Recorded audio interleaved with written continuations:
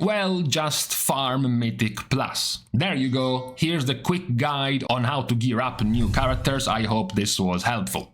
Now, if we have to go a little bit more for a longer answer, we are going through this mostly because in the last week I have been leveling and gearing up 2 different characters, a shaman and a priest, so I wanted to help with these fresh notions still in my mind of what I did to gear them up, give you the lay of the land on what do you usually do to gear up a character quickly. Now, of course, as mentioned, there is always the fastest answer, which is just get into Mythic Plus and keep farming Mythic Plus. But that is not often very viable. Some players, for example, don't even want to do Mythic Plus, and then others simply won't even be invited in Mythic Plus because they have no rating on that character or because they have no gear on that character, or a combination of both. So, there are 4 ways to get gear right now in open world solo content. You have the Fyrakk Assaults, you have the Time Rifts, you have the Flightstones Gear from Fyrakk Caverns, and then you have the Dreamsurge, the new event in 10.1.7. Let's start with one that can benefit mostly alt characters. So,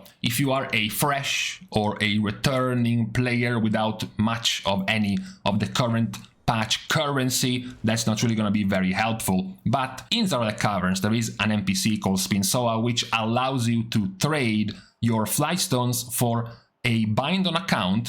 That's where it comes in handy for alts. A bind on account 398 item level piece of gear. Now this piece of gear is random. It could be a trinket or a ring or a piece of armor, we don't know. But at 398 item level it is still quite high, considering you will be hitting level 70 at 300 or 310 item level, so it will be quite a good help as soon as you hit max level if you are an alt with Flightstones available on your other characters. Now, it is important to note that in general it is still good to go through all of these 4 activities at the same time as an alt character or a brand new character because of their weekly events. You have the Fyrakk Assault that can be done weekly, at least getting the loot from the final boss can be done weekly, and completing the assault will give you a 411 piece of gear. Killing the Disciple of Fyrakk still in the zone can give you a 402 piece of gear, and then you also have a small chance whenever you grind the zone, whenever you're grinding the mobs there, the rare mobs there, to get suffused gear. This gear can go from 350 all the way up to 382 item level and is basically grindable. There is no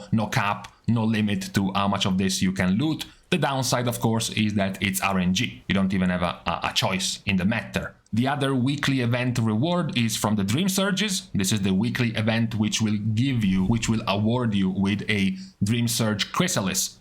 This can be exchanged at the vendor for a piece of 415 item level piece of gear, and it can happen once a week. You can only earn one of these things once a week. What you can grind in the Dreamsurge is the other currency, the Dreamsurge Coalesce. This is what is droppable and lootable from basically every mob and every wall quest available in the zone.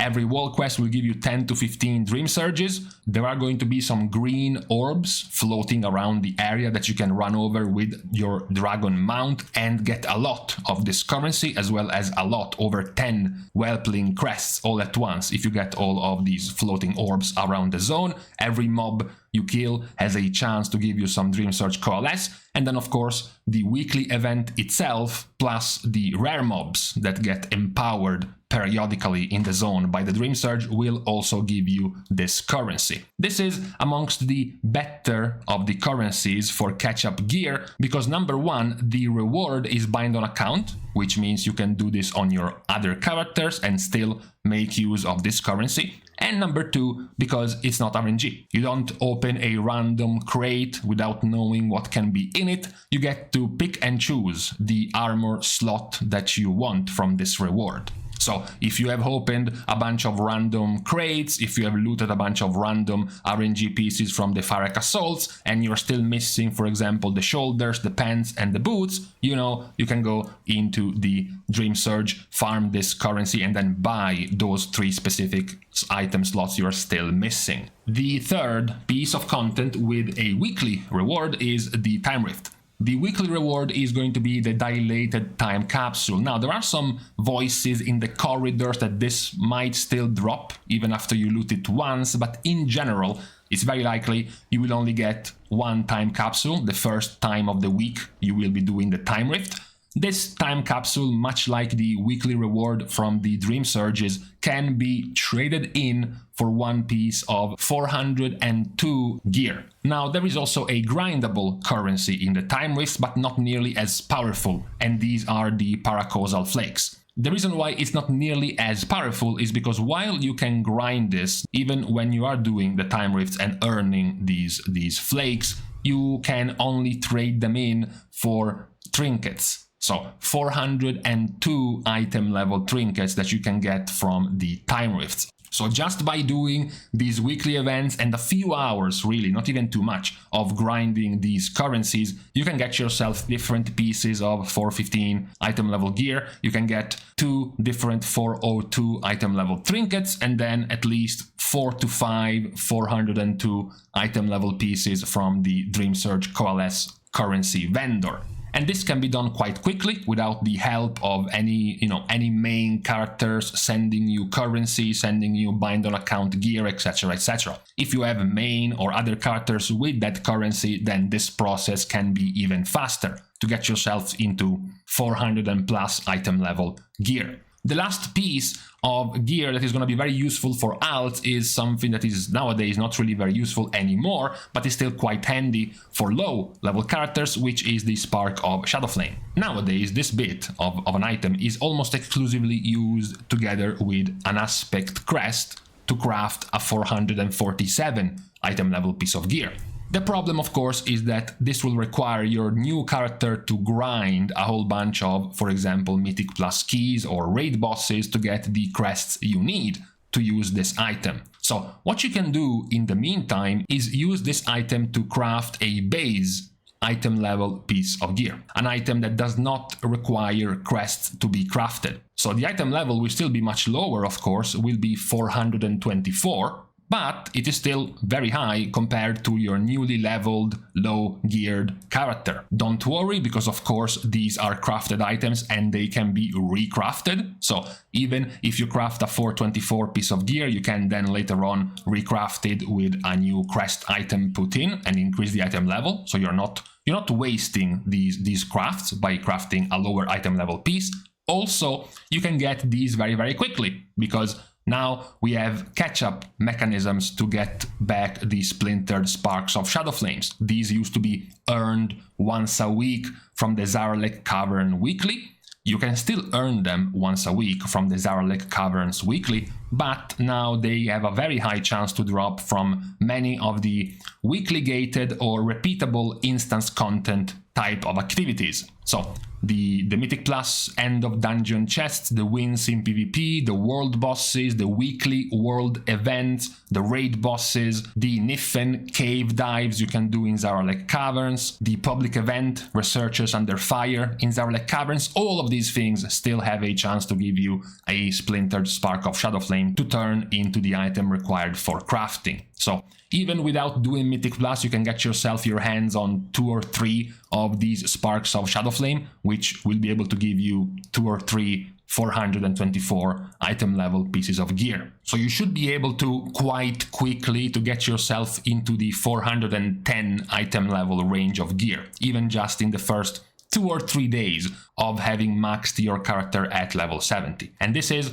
without, as mentioned, including things like spamming Mythic Plus or getting boosted through a raid. This is just from open world, solvable content. Then, if you are one of the players that wants to do instance content like Raid and Mythic Plus, you can then choose to go into that content once you have boosted up your item level a little bit. If you don't, then you can continue to do this type of open world. You can do more world quests and more events to keep earning Whelpling and Drake crests, so you can upgrade all of the gear you have looted and slowly make your way towards 430-ish item level gear that you can get by doing almost exclusively open world content.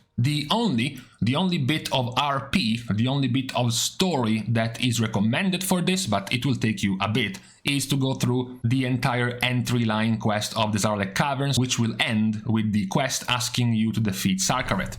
Doing so will give you a worm aspect crest, which means a 437 item level piece of gear. So you can do this, for example, in LFR. Defeating Sarkaret in LFR will be enough to complete this quest, so now, with one of those 424 sparks of Shadowflames, now you can actually empower that with this worm crest and get it up to 437. Of course, there are a few other ways if you have money. For example, you can buy the couple of Bind on Equip items on the auction house if you want faster growth in your item level, for example. If you have even more money, you can just straight up buy boosts in Mythic Plus or the raid. But we were trying to point out the most normal, the most average way for you to get and grow your item level as quickly as you can by doing mostly open world activities. So, this is what we have on this weekend. I hope this was helpful for at least enough of you who are thinking about rerolling, changing character, or just started again and had no clue what they were supposed to be doing to get their item level up quickly. So, with this PSA out of the way, it's time to leave each other. We are starting our goodbyes, as usual, by thanking all of our Patreon supporters for the contribution and help to the growth of the channel, which, as usual, can still be given completely for free. You can like and comment down below, as well as subscribing to the channel itself. Now, with these things out of the way, thank you guys again for watching. See you guys tomorrow, and in the meantime, I'm not sure, man. They were saying the heat wave was supposed to end 3 days ago, but why do I read 28 degrees? This is still too hot for the 17th of September.